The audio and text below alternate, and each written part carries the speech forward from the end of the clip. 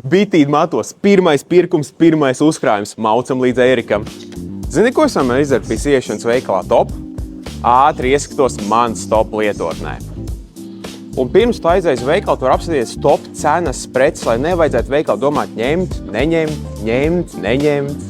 Un paskat, cik vienkārši pievienot produktu sarakstam. Atrodi produktu, nospēj pievienot pirkumu sarakstam, klikšķini virsū, viss izdarīts.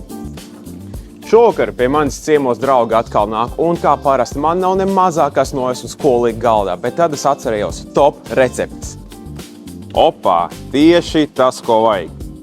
Ideāli, ejam meklēt produktus. Recepte man teica, ka man 3 kartupeļus, vai tādēļ dodamies meklēt kartupeļus un meklējam 3 lielākos, jo šoreiz, dāmas, izmēram ir nozīme. Bum!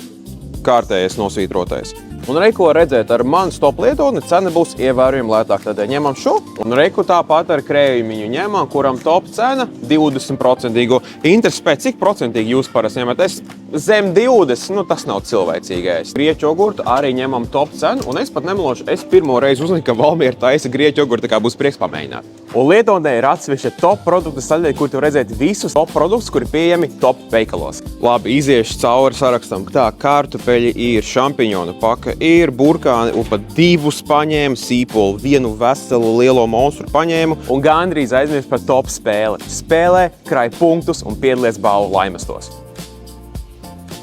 Tu arī spēlē tās topiņu spēles? Jā, es arī spēlēju. Protams, ka jāspēlē. Cik tev punkti? 1. Ir bijis labāk.